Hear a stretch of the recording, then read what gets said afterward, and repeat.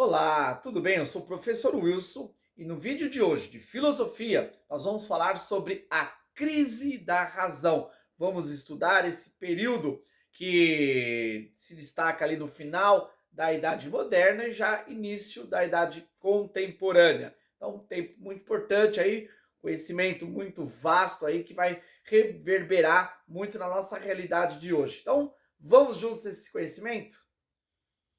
A Idade Moderna foi marcada pelo distanciamento da filosofia medieval, da crença em Deus, da religião e do envolvimento com as questões sobrenaturais, espirituais. A Idade Moderna, ela se destaca pelo racionalismo. O homem agora, de forma individual, busca na razão a resposta para as suas indagações. A partir desse movimento, vem desenvolvendo várias vertentes, ao se destacar o iluminismo, o conhecimento, a luz, nesse caso, os seres humanos, os homens, todos eles possuem a razão, e essa razão é a luz que vai iluminar para que eles possam compreender a verdade. Diante da potencialização do pensamento racionalista, vão surgir estruturas que vão estabelecer o certo e o errado, o conhecimento. Podemos falar sobre o positivismo, que vai defender o cientificismo. O homem agora conhece as coisas a partir da ciência. A ciência é a autoridade, é infalível para determinar o que é certo e o que é errado.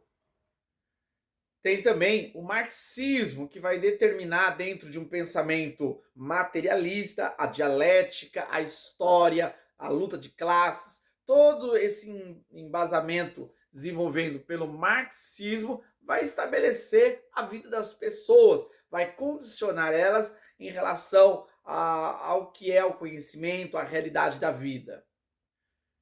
Entretanto, todas essas movimentações que geraram no homem a esperança do sucesso, do crescimento, da evolução, do progresso, na verdade, trouxe também muitas dificuldades, seres humanos em conflito consigo mesmo, entendendo que a vida é mais do que a razão, existem outras complexidades da vida humana que não pode ser respondido por uma sistematização lógica das coisas.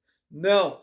Diante dessa crise da razão, vai surgir três importantes filósofos que vão refutar todo esse espírito da Idade Moderna, do racionalismo, e trazer uma filosofia que busque realmente responder às indagações humanas.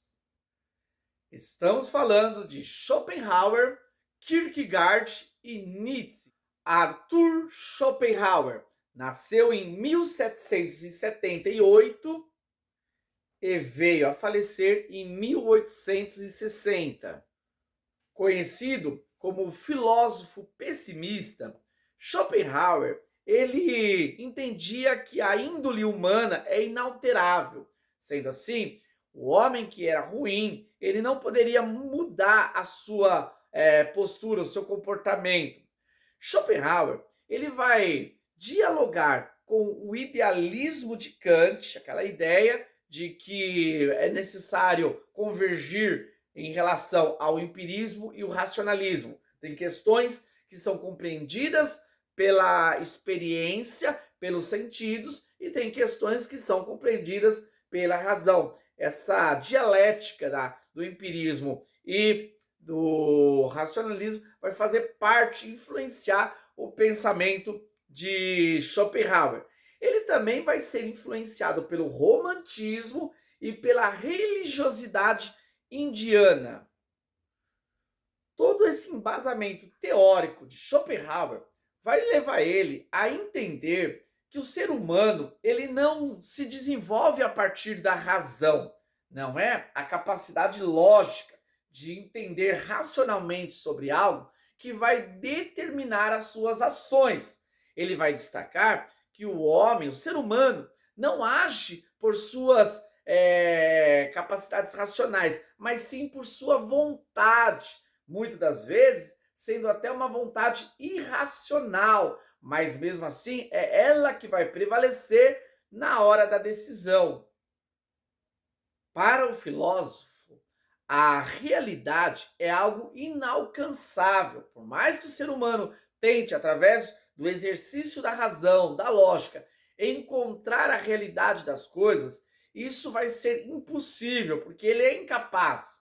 Diante disso, ele vai desenvolver três termos que vão fazer parte da sua construção filosófica. Está relacionado à questão da vontade, subjetividade e imaginação. A questão da subjetividade para Schopenhauer é fundamental, porque é através da subjetividade que o ser humano, o indivíduo, vai conseguir construir as suas representações, e essas representações vão dar sentido à sua compreensão de mundo. Soren Kierkegaard, filósofo dinamarquês que nasceu em 1813 e morreu em 1855. Ele é considerado o pai do existencialismo. Ele vai ser o primeiro que vai trabalhar a questão do ser humano dentro da sua existência, compreendendo melhor a complexidade do ser e da sua realidade. Kierkegaard vai desenvolver sua filosofia a partir da sua origem religiosa. Ele também estudou teologia, desenvolveu essa capacidade intelectual para entender e fazer uma crítica ao luteranismo vigente. Segundo Kierkegaard, era necessário ter de volta o fervor espiritual, aquela experiência que move as pessoas dentro da sua relação com o divino. Suas obras iniciais foram escritas na língua dinamarquesa. Sendo assim, não teve, num primeiro momento, um grande destaque no cenário. Entretanto, logo depois, houve algumas traduções que foram feitas em francês. Isso despertou, por exemplo, Sartre, que vai, junto com Simone de Beauvoir, ler melhor o pensamento de Kierkegaard e vai potencializar o existencialismo. Kierkegaard vai destacar para a questão da angústia como um problema do ser humano.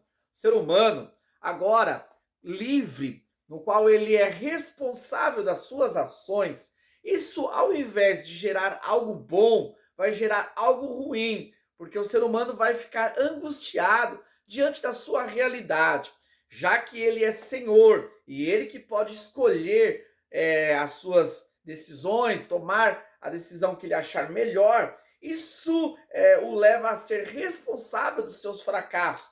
Diante dos fracassos humanos, o ser humano vive angustiado. A angústia é como um medo diante da responsabilidade de tomar as decisões corretas. Essa é a fala que vai fazer parte da filosofia de Kierkegaard. Ainda sobre a análise da estrutura humana, Kierkegaard vai desenvolver os três estágios da condição humana. O primeiro é o estágio estético. Nesse momento, o ser humano ele não se preocupa com uma lei moral, com aquilo que é certo e errado.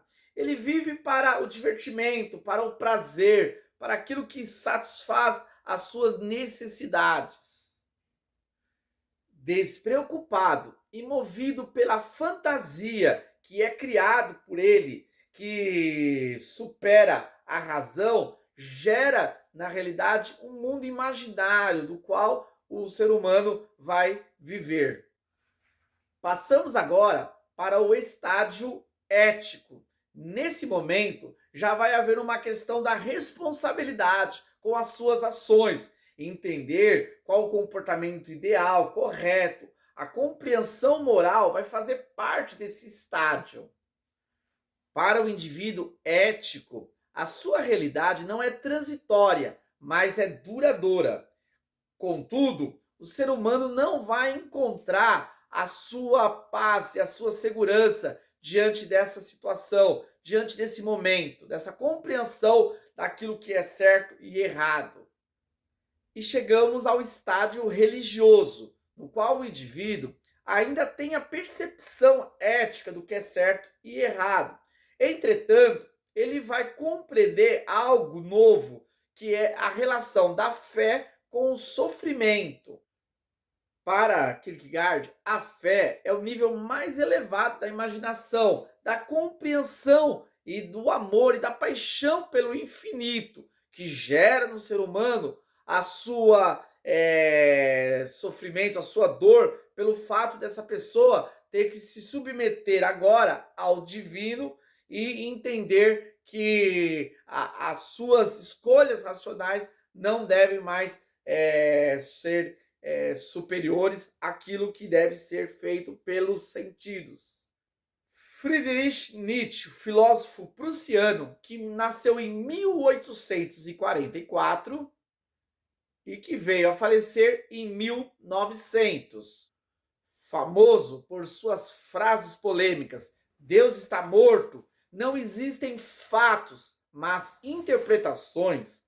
Nietzsche vai ser considerado o filósofo do martelo, isto mesmo, o martelo de Nietzsche, porque as suas obras, a sua filosofia consistia em destruir, quebrar aquilo que havia sido construído e que era sólido no mundo ocidental. Ele vai potencializar a questão do ceticismo, não aceitar as coisas como verdade, não suspeitar de algo é algo inaceitável para Nietzsche. É necessário que tudo seja questionado, nada seja aceito como uma realidade. Ele vai desenvolver ao máximo o relativismo, no qual não existe essa verdade absoluta estabelecida pelo cristianismo, pelos filósofos antigos, pela sociedade ocidental. Tudo é questão de interpretação e cada um constrói a sua verdade. Sua filosofia vai se fundamentar na teoria do homem além, ou melhor, do super-homem. Para Nietzsche, ele era extremamente crítico à questão de Sócrates, que estabelecia uma moral, e essa moral deveria ser obedecido para o homem ter uma boa vida. E também ele era crítico do cristianismo, que estabelecia de forma muito contundente o padrão de moral daquilo que é certo e errado.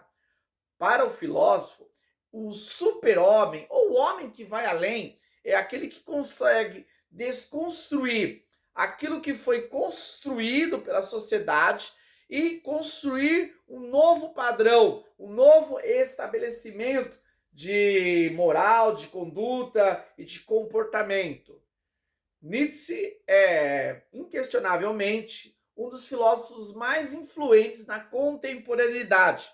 Entretanto, a sua influência é muito negativa, porque ao desconstruir aquilo que já foi estabelecido através da sua filosofia, ele gerou na mente de muitos um relativismo no qual as pessoas criaram para si a sua própria verdade, sendo que essas verdades que foram construídas pela imaginação humana não estão relacionadas à verdade absoluta, aquilo que é concreto. Sendo assim, nós temos hoje uma sociedade, na verdade, que vive em conflito em questões muito básicas, muito claras, como a sua realidade, a sua existência, a relação com o divino e também entrando na questão da sexualidade.